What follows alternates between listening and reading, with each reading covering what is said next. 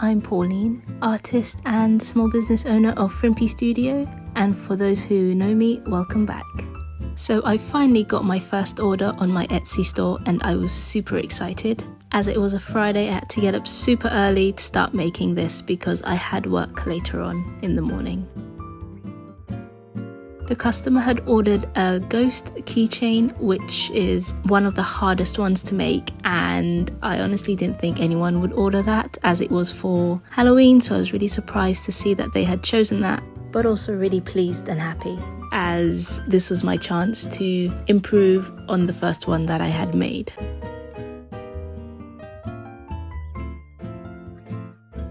I had kept the first one that I did for the listing as a reference, just so I could make sure that I was making it the same size and shape as it is posted in the listing. As this was my first order, I was pretty nervous to make it because I didn't want to mess up and I wanted it to be perfect for the customer. I do mention in my listing description that each one will be different as they are handmade, therefore each one will have slightly different characteristics. I was so grateful that this customer took a chance on me to order from someone that has barely any sales. I wanted to prove to her that she made the right choice.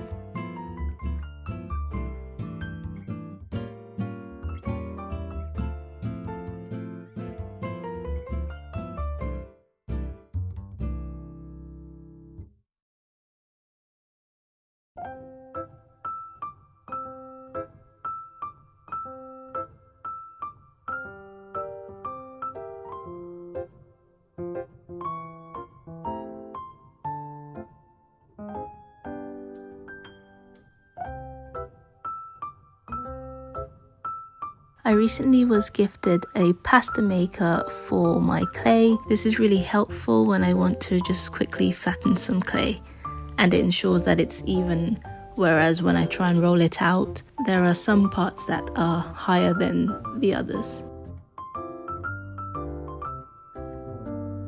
Apparently there aren't many really good clay flatteners out there, and I've heard that they break quite easily, so we thought that a pasta maker would be better and more durable.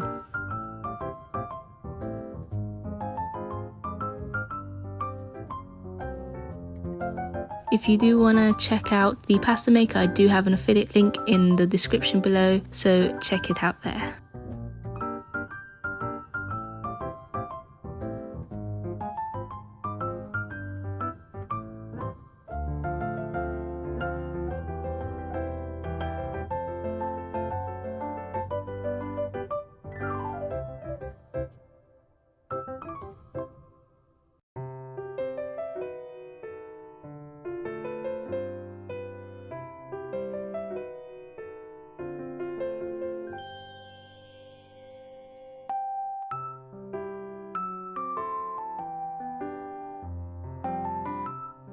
I do always clean my clay station after I've done some claying and I want to move on to the next phase, just so the clays don't get mixed or contaminate the paint, and working from a clean station is also very helpful.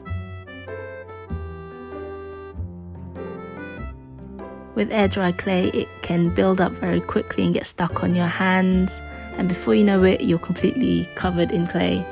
And it can be quite hard to mold or paint things as your fingertips are also hardened. So it's very useful to wash your hands every now and then.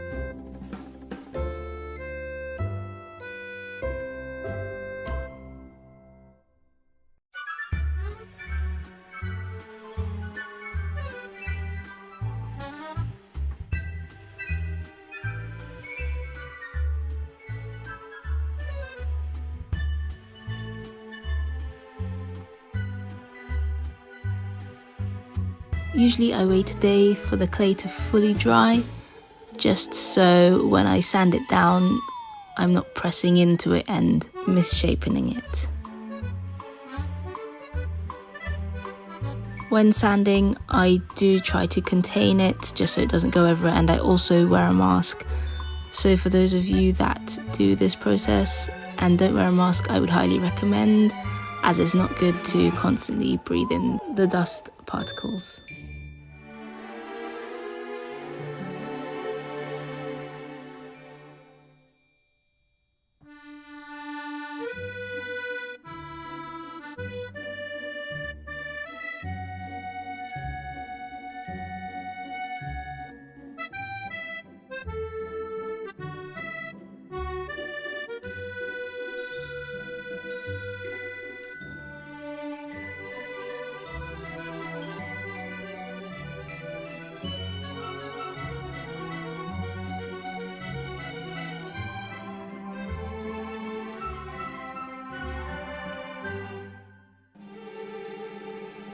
The painting process took quite a while, I would say probably almost 2 hours, and the thing that took the longest was the scarf.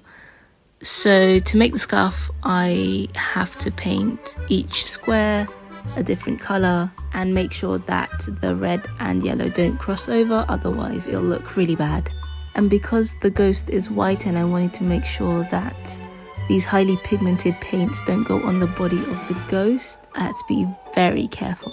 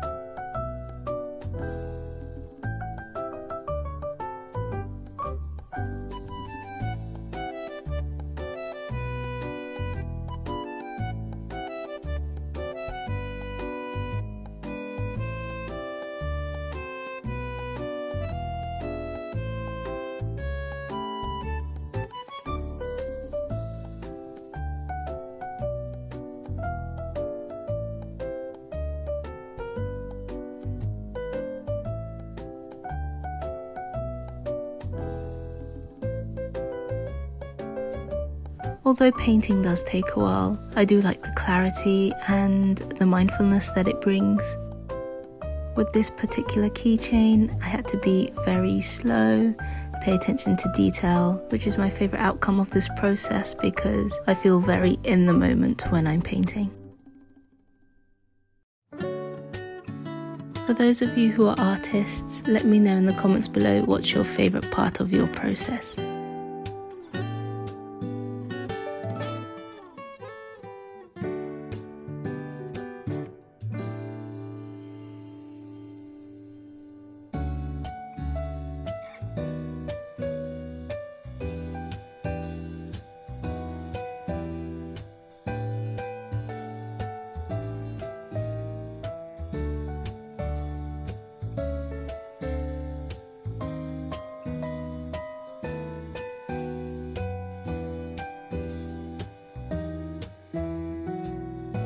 Although the clay I use is white, when I resin on the clay, it turns yellow, so I need to paint it white in order to prevent that from happening.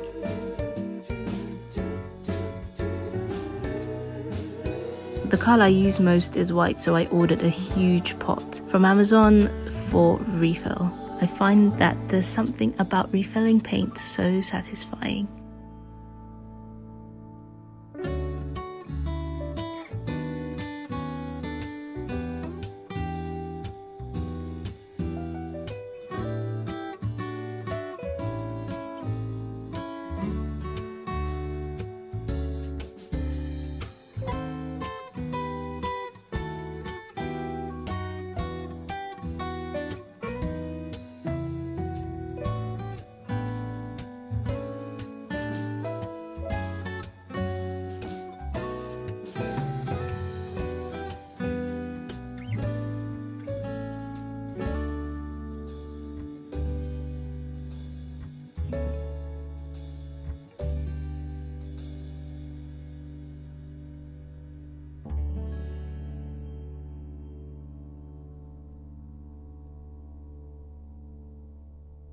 I also usually wait another day for the paint to dry before I resin it. I was really happy about how this came out, and the paint looked so fresh. It looked really good and better than I expected.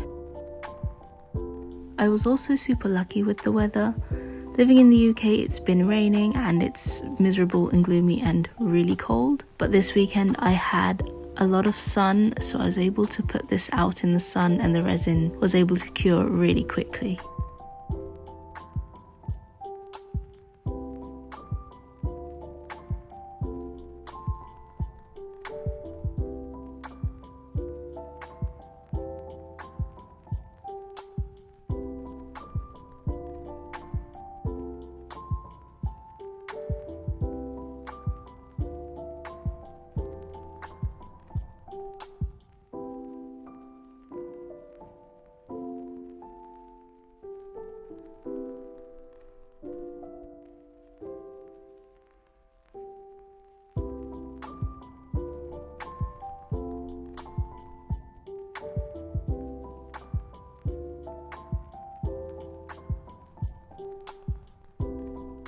As I did not have any thank you cards, I have to custom create one for this customer. As her name was on it, I didn't want to show it on the camera, just for privacy reasons, and the same for the front of the envelope.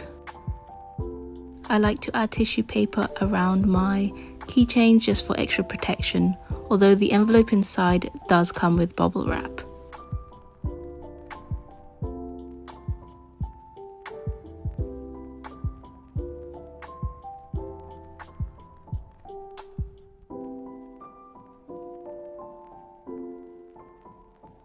The thing about being a small business is that I love to get as creative as I can with the packaging.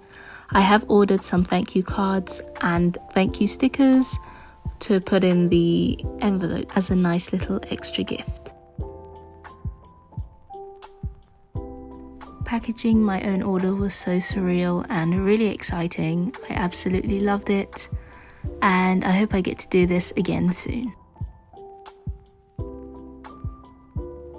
Thank you for watching my video, and I hope you've enjoyed. Check out my store Frimpy Studio on Etsy, and if you haven't already, like and subscribe. Thank you very much.